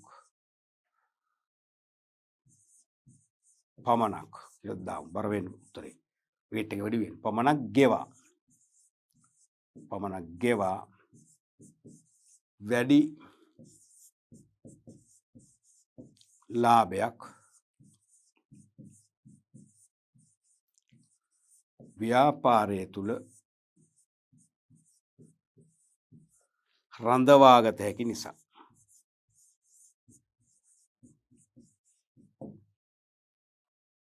ඒක එක උත්තරයක්.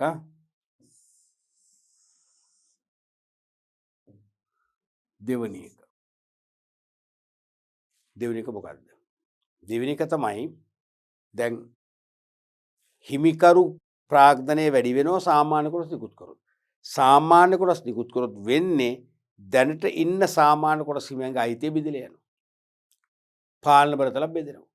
ඒකත් ප්‍රශ්නයක් වෙනවනේ. එතකොට තීරණ ගන්න ගියාම තීරණ ගන්න ප්‍රමාද වෙනවා. එකිනෙකාගේ මත වෙනස්. තේරෙනවද? තීරණ ගන්න වැඩි කාලයක් ගත කරන තීරණ වලදී මත ගැටුම් ඇති වෙනවා. ඒ ප්‍රශ්නත් නැහැ නායකර නිකුත් කරා. පාලන බලතල වලට හානියකුත් නැහැ. තේරෙනවද? එහෙනම් දෙක ලියන්න පුළුවන්.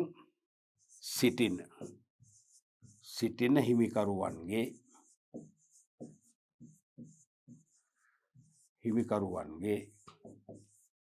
පාලන බලතල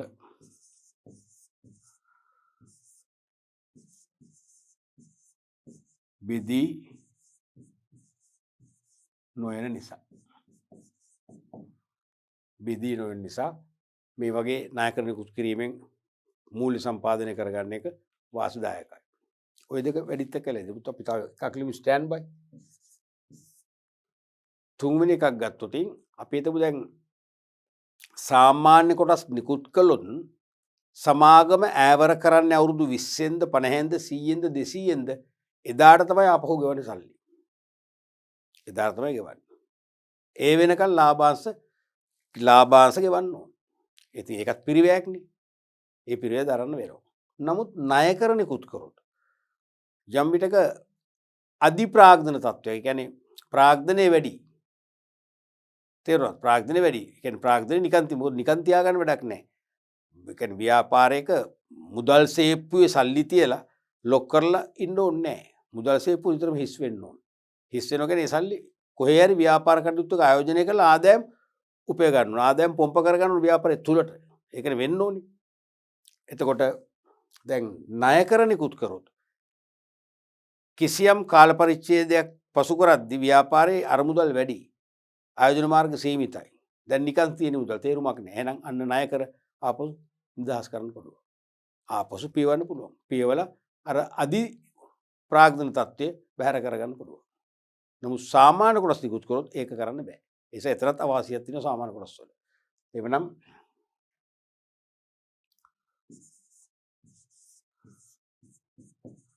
අධි ප්‍රාග්ධනයක් ඇති විට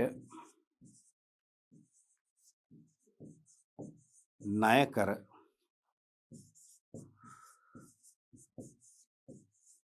නිදහස් කිරීමෙන් එම තත්ත්වය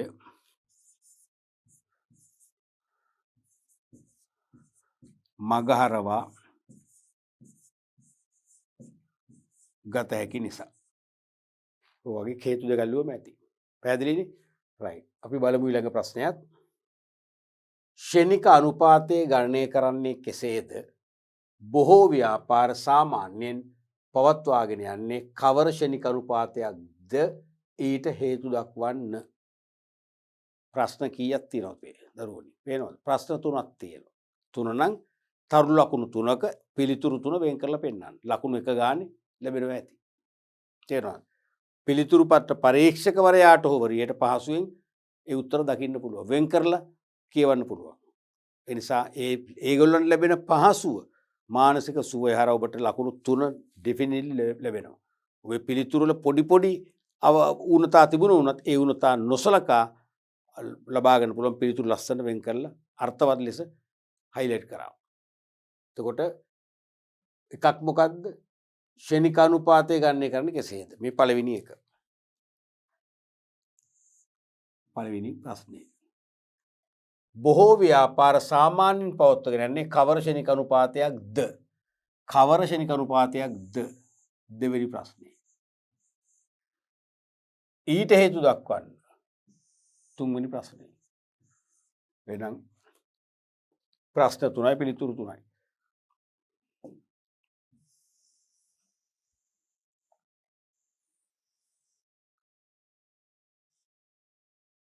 ෂණික අනුපාත ගණනය කරන්නේ කෙසේද? එතකොට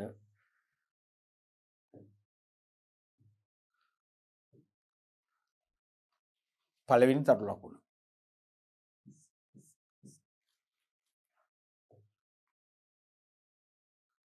ෂණික අනුපාතය ගණනය කරන්නේ කෙසේද? මේක වචනෙන් විස්තර කරලා ලියන්නත් පුළුවන්. නැත්නම් අනුපාතය පෙන්නුවත් මේ වගේ ප්‍රශ්නක සාමාන්‍යයෙන් ලකුණු දෙනවා. නමුත් අර සංඛ්‍යා දාලා ගණනය කරන ප්‍රශ්නයක් නොම නිසා මම කියන්නේ කොහොමද අනුපාතය පෙන්වන්න ප්‍රශ්නයක් නෑ, පිළිතුරු ලියන එක වඩා හොඳයි. තේරුණාද? එහෙනම් ෂණික අනුපාතය කොහොමද ගණනය කරන්නේ? ෂණික වත්කම් ජංගම බැරකම් සමග සැසඳීමෙන්. ෂණික වත්කම් කියන්නේ මොකක්ද? ද්‍රවශීල වත්කම්. ද්‍රවශීල වත්කම් කියන්නේ මොකක්ද? ජංගම වත්කම් වලින් ඉක්මනින් මුදල් කර ගැනීම හැකියාව නැති බඩු තොග අයින් කරාම තමයි ෂණික වත්කම් වෙන්නේ. ද්‍රවශීල වත්කම් වෙන්නේ. දැන් මුදල් කියන්නේ කොහොමද සිරිසියක් ද්‍රවශීලයි. බැංකුවේ මුදල් ටක් ගාලා සල්ලි කරගන්න පුළුවන්. ණයගැතියන් ඉක්මනින් වට්ටම් කරගන්න පුළුවන්. ලැබිය යුතු බිල්පත් වට්ටම් කරලා මුදල් කරගන්න පුළුවන්. බඩු තොග එහෙම ලේසියෙන් බඩු තොගයක් වට්ටම් කරන්නේ නැහැ නේ බැංකුව. ලේසියෙන් විකිනෙන්නෙත් නැහැ. නැති තොගයක් වෙන්න පුළුවන්. ඒ වුණොත් මොකද වෙන්නේ? ඒ වුණොත් අනිවාර්යයෙන්ම මේක ද්‍රවශීලතාවට ප්‍රශ්නයක් වෙනවා. තේරුණාද? ඒ නිසා ෂණික වත්කම් අනුපාතය ගණනය කිරීමේදී සාමාන්‍යයෙන් ජංගම වත්කම් වලින් බඩු තොගය අයින් කරලා ද්‍රවශීල වත්කම් මේවා ෂණික වත්කම් විතරයි ගන්න. අන්නේ ෂණික වත්කම් සහ ජංගම බැරකම් අතර අනුපාතික සම්බන්ධතාවය පෙන්눔 කරන අනුපාතය තමයි ෂණික අනුපාතය කියලා කියන්නේ. ෂණික අනුපාතය කියලා කියන්නේ. තේරුණාද?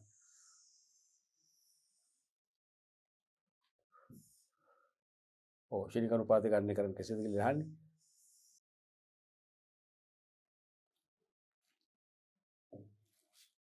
අපිට ලියන්න පුළුවන් ද්‍රවශීල වත්කම්. ද්‍රවශීල වත්කම්.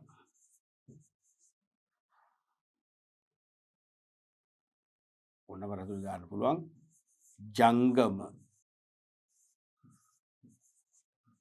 වත්කම් වලින් අඩු කරනවා බඩු තොග.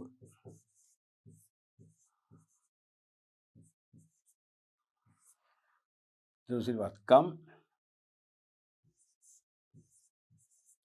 ජංගම වගකීම් වලින්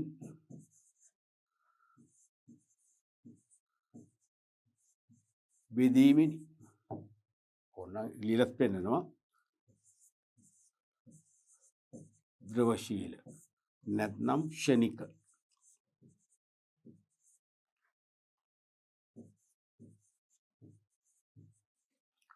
වත්කම් බෙදනවා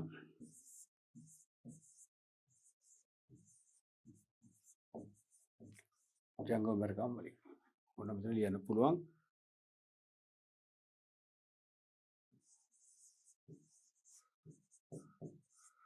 ෂණික අනුපාතය සමානයි ද්‍රවශීල වත්කම් බෙදීම ජංගම බැරකම්.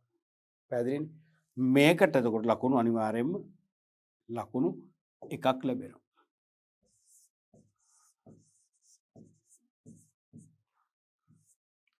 ලකුණු එකයි.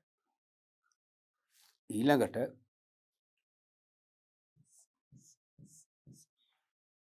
දෙවෙනි තර ලකුණ.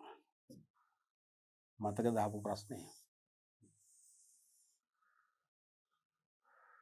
ක්ෂණික අනුපාත ගණනය කරන්න කෙසේද? ඒක හරි. දැන් බොහෝ ව්‍යාපාර සාමාන්‍යයෙන් පවත්වාගෙන යන්නේ කවර ක්ෂණික අනුපාතයක්ද ඊට හේතු දක්වන්න. රයිට්. එහෙනම් බොහෝ ව්‍යාපාර පවත්වාගෙන යන්නේ මොන වගේ ක්ෂණික අනුපාතයක්ද? නැත්නම් වෙන විදිහකට කිව්වොත් මේක බොහෝ ව්‍යාපාර වල ප්‍රශස්ත ක්ෂණික අනුපාත මට්ටම කුමක්ද කියලා ඇහුවොත් මොකක්ද උත්තරේ? උත්තරේ 1. නැත්නම් 1ට 1. දැන් ක්ෂණික වත්කම් වලට ජංගම බෙරකම් කිව්වොත් වෙන්නේ උත්තරේමනේ. අනුසංඛ්‍යාවක් ලෙසනේ. එහෙනම් 1ට 1. හේවත් මේ විදිහට බෙදුවොත් වෙන්නේ මොකද්ද? පූර්ණ සංඛ්‍යාවක්. එහෙනම් 1 1 වෙන්න ඕන. ඒක තමයි ප්‍රශස්ත. හේතුව ජංගම බැරකම් හිමියෝ ව්‍යාපාරයේ පිළිබඳ දූෂමාන ආරංචි නිසා හෝ කටකතා මගින් ඇති කරගත්ත වැරදි අවබෝධයක් නිසා හෝ මේ ව්‍යාපාර ඉක්මනින් බංකොලොත් වෙනවා, මේ ව්‍යාපාර ඉක්මනින් වැහිලා යනවා කියන මතයක් ඇවිල්ලා ජංගම බැරකම් හිමියෝ කලබල වෙලා එකවර මුදල් ඉල්ලුවොත් ඒ මුදල් පමා කරන්න බෑ. කල් ඉල්ලන්න බෑ. එහෙම කරොත් ඒ ණය හිමියන් උල්ලුට දාගත්ත මතේ එතනම ඔප්පු වෙනවා, සනාථ වෙනවා. ඔව් දැන් ව්‍යාපාරේ දැන් බංකොලොත් වෙන ඔන්න මෙන්න කියලා. තේරෙනවද? ඒ නිසා ඒ ජංගම බැරකම් හිමියෝ එවැනි විශේෂ හේතුව නිසා එකවර මුදල් ඉල්ලා සිටොත් වහාම ඒ හැමදෙනාටම අවශ්‍ය ගෙවීම් කරලා පියවල දාන්න පුළුවන් වෙන්න ඕනේ. එතකොට තමයි ඒගොල්ලන්ගේ විශ්වාසය ඇති වෙන්නේ. කොහෙම එකක් නැහැ නේ බලන්න, කිසි ප්‍රශ්නයක් නැහැ අපර ඔක්කොම දුන්නානේ. අපි කාටවත් අපි දැන් අසවලාට දුන්නා. මගේ අස මන් දන්න අර එයත් මම වගේම නැහැ හිමියෙක්. එයාටත් දුන්නා, මටත් දුන්නා. කාටවත් බොල් නැහැ කරේ නැහැ. කියන්නේ මේ ව්‍යාපාරය හොඳයිනේ. මේ ව්‍යාපාර බංකොලොත් නැහැනේ. එහෙම අන්න මතවාදයෙන් නැවත හැදෙනවා. තේරෙනවද? ඒ නිසා අනිවාර්යයෙන්ම ජංගම බැරකම් හිමියන් එකවර මුදල් ඉල්ලා සිටියොත් එකවර ඔවුන්ට පියවා දැමීමේ හැකියාව තමයි මේ ක්ෂණික අනුපාතයෙන් පෙන්වු කරන්නේ. එහෙනම් ඒකට හොඳම එක තමයි මේ මොකද්ද? ප්‍රශස්තම අනුපාතය තමයි 1 නැත්නම් 1ට 1. ඒක තේරුම ජංගම බැරකම් හිමියන් එකවර ඉල්ලුවොත් එකවර පමා නොකර ඒ ජංගම බැරකම් කියන වගකීම පියවීමේ හැකියාව මේකෙන් සනාථ වෙන නිසා. ඒ කියන්නේ ජංගම බැරකම් කෝටියක් නම් ක්ෂණික වත්කම් කෝටියක් තියෙනවා. ක්ෂණික වත්කම් ටික මුදල් කරගත්ත පියවුචර. රයිට්. ඒක උත්තරේ තමයි එහෙනම් දෙවෙනි තරු ලකුණ.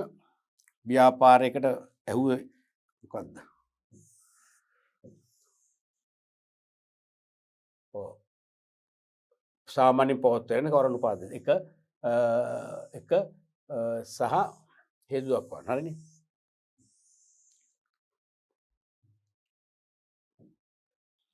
එහෙනම් 1ට 1. ඒ කියන්නේ ක්ෂණික වත්කම් වලට ජංගම බැරකම් කියලා හදුවොත් මේ වගේනේ. නැත්නම් මේ විදිහට හදුවොත් පූර්ණ සංඛ්‍යාව 1ට 1 හේවත් 1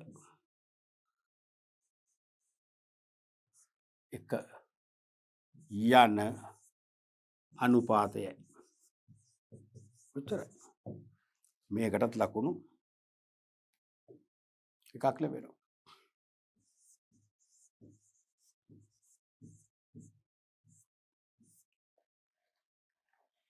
ලකුණු 1යි. ඊළඟට තුන්වෙනි තරු ලකුණ.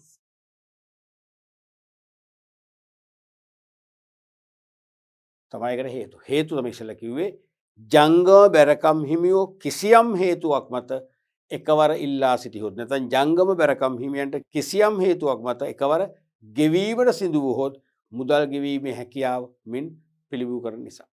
තේරුණාද? එහෙනම් ජංගම බැරකම් හිමියන්ට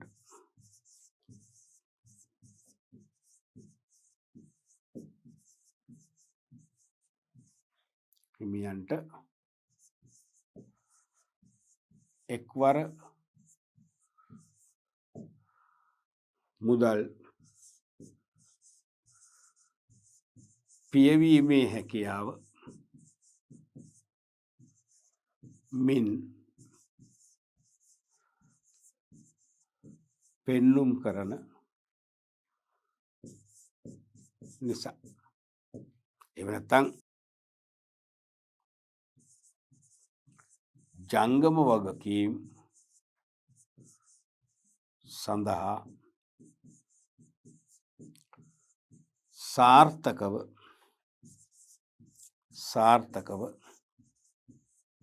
මුහුණ දීමේ ශක්තිය මින් තහවුරු කරන නිසා. එහෙම ලිව්වත් හරි. ඔය ක්‍රම දෙකෙන් ඕන එකක් පාවිච්චි කරන්න පුළුවන්. එහෙනම් ඒකටත් අනිවාර්යයෙන්ම ලකුණු එකක් ලැබෙනවා ඇති. ඇයි මේක ලකුණු තුනක්නේ. ලකුණු තුන නිසා ප්‍රශ්න තුනක් එකම ප්‍රශ්න කොටස් තුනක්. එහෙනම් මුල් කොටස් දෙකට ලකුණු එක වගේන් දෙකක් ගියා. මේකටත් අනිවාර්යයෙන්ම නම් ලකුණු එකක් ලැබෙන්න ඕනේ.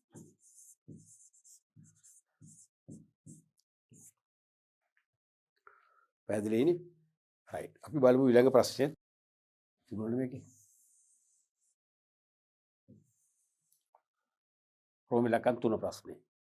ප්‍රමාණවත් කාරක ප්‍රාග්ධනයක් නොමැතිවීමෙන් ව්‍යාපාරිකයෙකුට කවර ප්‍රතිවිපාකවලට මුහුණ පෑමට සිදු වේද?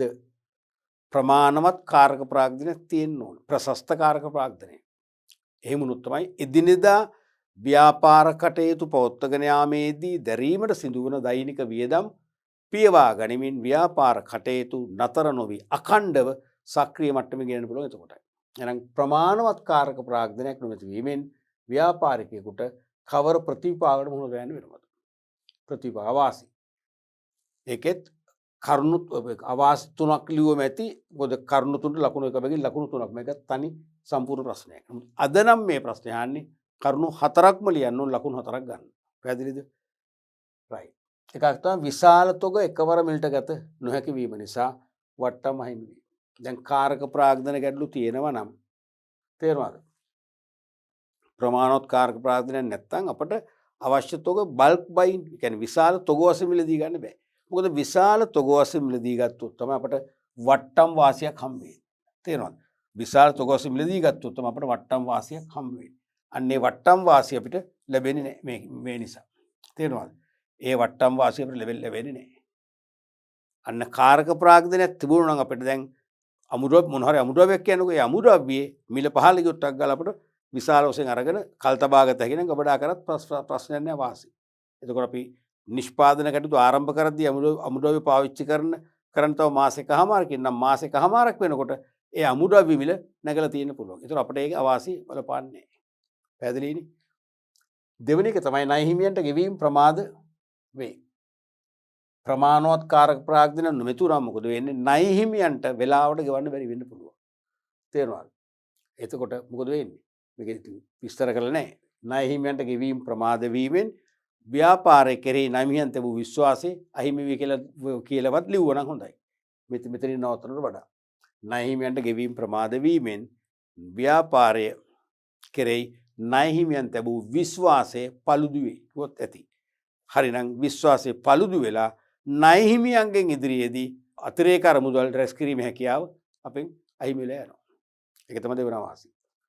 තුන්වන වාසිය තමයි ගනුදෙනු කරුවන්ට ණය පහසුකම් ලබා දී නොහැකි වීම.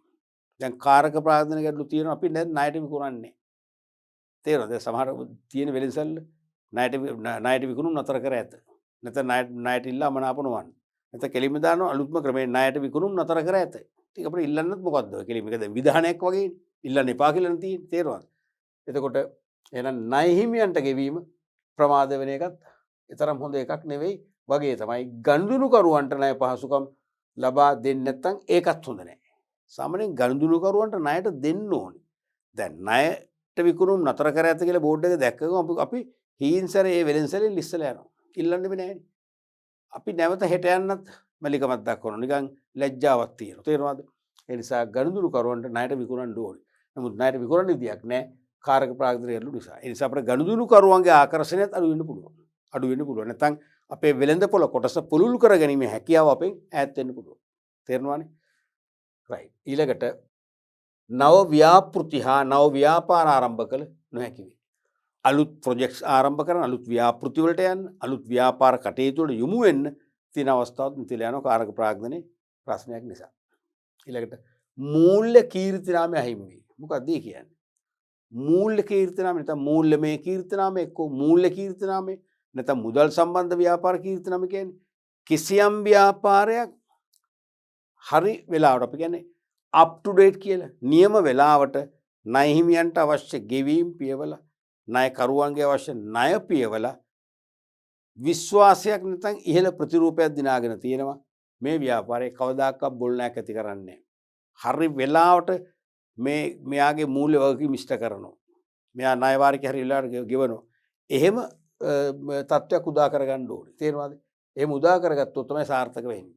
නමුත් දැන් මූල්‍ය කීර්තිනාම කියන්නේ දැන් මේකෙදී ණය අපි වෙලාවට ගෙවන නිසා මෙයා හොඳ විශ්වාසයෙන් යුතුව ණය දෙන්න පුළුවන් කෙනෙක් කියලා කතිකාවක් මතුවෙනවා. ඒක මූල කීර්තිනාමයෙන්. දැන් මේකෙදි මොකද වෙන්නේ? මේකෙදි ප්‍රමාණවත් කාරක ප්‍රාග්ධනය නැති නිසා ඒ කලට වෙලාවට ණය වාරි ගෙවාගෙන බැරි වීමෙන් මොකද වෙන්නේ? අන්න මූල කීර්තිනාමයත් අහිමි වෙන්න පුළුවන්. දැන් අපි කියන සමහරට එක්ස්ට නම් මම නම් බින් මතුවට කවදාකවත් ණය දෙන්නේ නැහැ. වයිට නම් මං ඉල්ලන තරම් දෙනවා. අන්න විශ්වාසය. අන්න මූල කීර්තිනාමය. ඒක දැන් ලක්ෂ ගාණක් ඔය කතාව කියවනෝනේ. ඒක තමයි කීර්තිනාමය කියන්නේ. ඒක ලැබෙන්නේ නැහැ කාරක ප්‍රාග්ධන ගැටලු නිසා ණය හිමියන්ට විටින් විට ගෙවීම ප්‍රමාද වෙනවා. ගෙවිතු වාරිකේ කොටස් 2කට 3කට ගෙවන්නේ. මොකද වෙන්නේ? අර මූලික කීර්තිනාමයට පළුද්දක් නැත හානියක් වෙනවා. ඊළඟට 6 වෙනි එක ණය ප්‍රමාද වීම නිසා උන් නීතිමය ක්‍රියාමාර්ගවල එළඹේ. ණය ගෙවීම පමා වුණාම ඒගොල්ලෝ උසාවියට නඩු පවරනවා. අපට එනම් උසාවියේ පෙනී සිටින්න වෙනවා. උසාවියෙන් දෙන දඬුවම බාර ගන්න වෙනවා. තේරෙනවද? එහෙනම් ඒකයි මේ කියන්නේ ණය ප්‍රමාද වීම නිසා ඔවුන් නීතිමය ක්‍රියාමාර්ග වලට එළඹේ කියන එක තේරුම වුණ අපිට විරුද්ධ නඩු දානවා. ඒතර අපට උසාවිය හැම පෙනී සිටින්න වෙනවා. ඉතලා උසාවිය හැම අපි ඒ නඩුව පරාද වුණොත් එහෙම අපිට ලොකු වන්දි මුදලකුත් ගෙවන්න වෙනවා. ඒක අනවශ්‍ය ප්‍රශ්නයක්. ඊළඟට අධිවෙළඳ තත්වයක් ඇති වේ. අධිවෙළඳාම් ඕවර් ට්‍රේඩින් කියන එක. මොකද්ද අධිවෙළඳාම කියන්නේ? අධිවෙළඳාම කියන්නේ කාරක ප්‍රාග්ධනය අඩුයි. භාණ්ඩ සඳහා ඉල්ලුම වැඩි. යම් කාරක ප්‍රාග්ධනය මට්ටමක් එක්ක අපට භාණ්ඩාසේව අලෙවි කිරීමේ ධාරිතාවයක් තියෙනවනේ. දැන් භාණ්ඩාසේව විකුණන දිනපතා රුපියල් ලක්ෂ 5ක අපට ලක්ෂ 5ක ද්‍රව්‍යශීලවත්කම් තියාගන්න පුළුවන් නම් ඇති. එහෙම එකේ ලක්ෂයක් තියන් හරියන්නේ නැහැ. ලක්ෂයක් තියාගෙන අපි ලක්ෂ 5ක මට්ටමට භාණ්ඩ අලෙවි කරන්න යනවා. ඒක සාර්ථක නැහැ. තේරෙනවද? එහෙනම් ඒ අධිවෙළඳ තත්වයක් ඇති වෙනවා කියන්නේ ඒකයි. ඒ කියන්නේ වෙළඳාම වැඩියෙන් කරන්න යනවා. නමුත් වෙළඳාම කරන්න අවශ්‍ය කාරක ප්‍රාග්ධනය අඩුයි. අධිවෙළඳාම කියන්නේ ඒකයි. ඊළඟට තොග මිලදී ගැනීමට නොහැකි වීම නිසා නිෂ්පාදන ක්‍රියාවලියට බාධා ඇති වේ. විශේෂයෙන් මේ තොග කියන්නේ මොනවද? අමු ද්‍රව්‍ය. මොනවද? අමු ද්‍රව්‍ය නැත්නම් යෙදවු. අමු ද්‍රව්‍ය. හරිද? ඒ අවශ්‍ය අමුද්‍රව්‍ය ඇසුරුම් ද්‍රව්‍ය මිලදී ගන්න නොහැකි වීම නිසා නිෂ්පාදන ක්‍රියාවලිය ඇනෙනවා. මෙන්න මේ වගේ අවාසිදායක තත්ත්වයන් ගොඩක්ම ඇති වෙනවා ප්‍රමාණවත් කාරක ප්‍රාග්ධනයක් නොමැති වීම නිසා. පැහැදිලිනේ? කරුණු තුනකට ලකුණු එක බැගින් ලකුණු 3යි. අද හැවුවොත් මං කිව්වා අද වන විට මේක ලකුණු 4ක්ම ලැබෙනවා. හැබැයි කරුණු 4ක්ම ලියන්නට ඕනේ. පැහැදිලිනේ? අපි බලමු ඊළඟ ප්‍රශ්නය. රෝමිලකම් 4. මුදල් ප්‍රවාහ ප්‍රකාශයක් පිළිල කිරීමේ අරමුණු පැහැදිලි කරන්න. මුදල් ප්‍රවාහ ප්‍රකාශයක් සකස් කිරීමේ අරමුණු. Cash flow statement. මොකක්ද මුදල් ප්‍රවාහ ප්‍රකාශයක් කියන්නේ?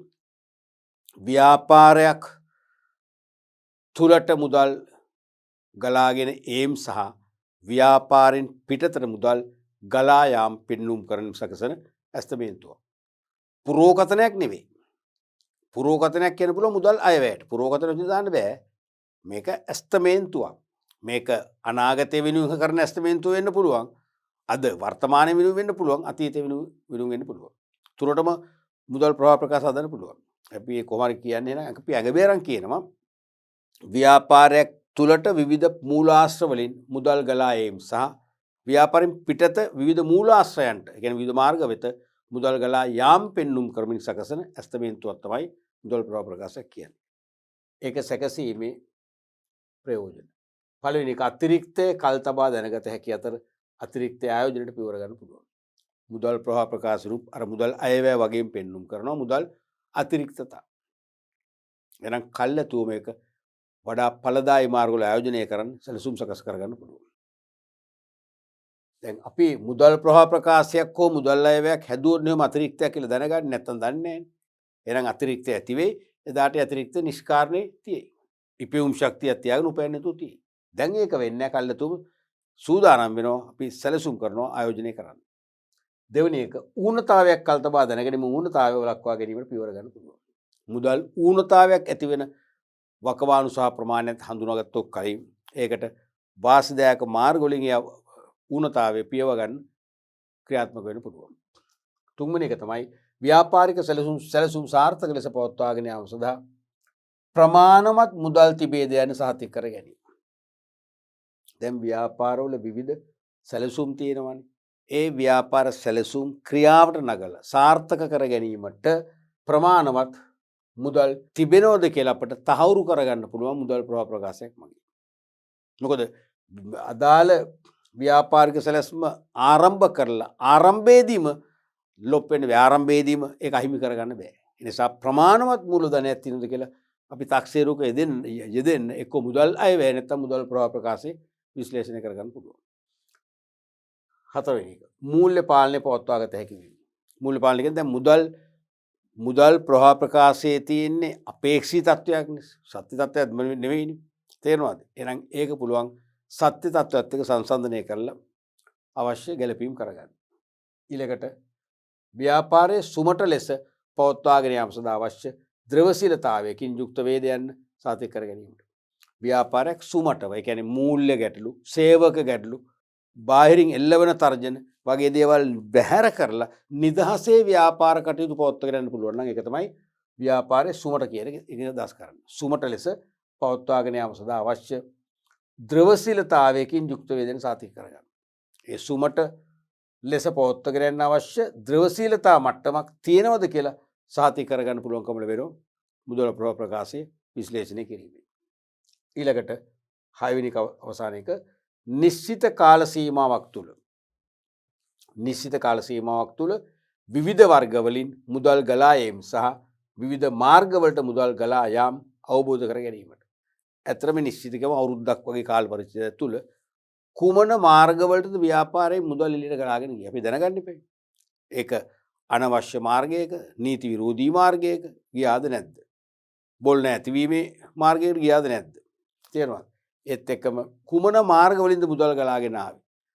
ඒවා වාසදායක මාර්ගද කියලා ඒ වගේ යම් කාල සීමාවක් තුළ විවිධ මාර්ගවලින් මුදල් ගලා ඒම් සහ විවිධ මාර්ගවලට මුදල් ගලා යාම් අවබෝධ කරගන්නත් පුළුවන් නිසා මුදල් ප්‍රවාහ ප්‍රකාශයත් මුදල් අයවැය ලේඛනයට සමීපම සංකල්පයක් වශයෙන් වාසදායක තත්ත්වන කීපයක් තියෙනවා. ලකුණු එක බැගින් කරුණු තුන ලකුණු 3යි. වර්තමානයේ හේවුන ලකුණු කීයද? අනිවාර්යයෙන්ම ලකුණු 4ක් අපට ගන්නම වෙනවා. මේකෙන් ලකුණු 4ක් ගන්නම වෙනවා. ඒ සඳහා උත්තර 4ක් ලියන්නම වෙනවා. තේරෙනවද? ලකුණු 4 ගන්න මෙපේ. මොකද මම කියන්නේ මේ පාඩමේ එක ලකුණක්වත් අහක දාන්න බෑ. ලකුණු 18 ප්‍රශ්න ධාරිතාවක්ද 18ම 20 නම් 20ම ගන්න ඕනේ. එහෙනම් මේකෙත් ලකුණු 4ම ගන්න ඕනේ. 4ම ගන්න නම් කරුණු 4ක් ලියන්නම ඕනේ.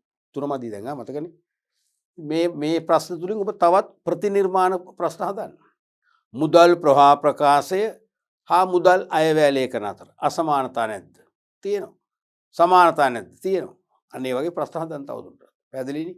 රයිට්. අපි අද පාඩම් පරිච්ඡේදය තුලින් උත්සාහ කළා මූල්‍ය කළමනාකරණය හා සම්බන්ධ විභාග ප්‍රශ්න කීපයක් සාකච්ඡා කරන්න. අපි 2001ට 2002 වර්ෂයට ඇවිල්ලා ඒ සාකච්ඡාව කළා. ඒ වගේම මේ ප්‍රශ්න තුලින් තව යොමු වෙන්න පුළුවන් අනුරූප ප්‍රශ්න කීපයක සිහිපත් කළා. එහෙනම් සෑම ප්‍රශ්නයකටම ප්‍රවේශ වන ආකාරය, පිළිතුරු ගොනු කරන ආකාරය, ලකුණු ලබා ගන්න ආකාරය ගැන දැන් ඔබට අවබෝධය තවදුරටත් වර්ධනය වෙන්න ඇති. තවදුරටත් නිසැකවම කිසිම ආයාසකින් තොරව ප්‍රශ්න තේරුම් ගන්න, ඒවට පිළිතුරු ගොනු කරන්න අවශ්‍ය දැනුම ඔබ අනිවාර්යයෙන්ම ලබා ගන්න ඉදිරි පාඩම් පරිච්ඡේදවලදී. ඒ නිසා ඉදිරි පාඩම් පරිච්ඡේද අනිවාර්යයෙන්ම ඔබ එකක්වත් මගහර ගන්න නැතුව පරිශීලනය කරන්න කියලා මම ඉල්ලීමක් කරනවා. ඒ කරන ගමන් අපි මේ වගේ තවදුරටත් ප්‍රශ්න විග්‍රහය දෙමු ඊළඟ පරිච්ඡේදවලදී.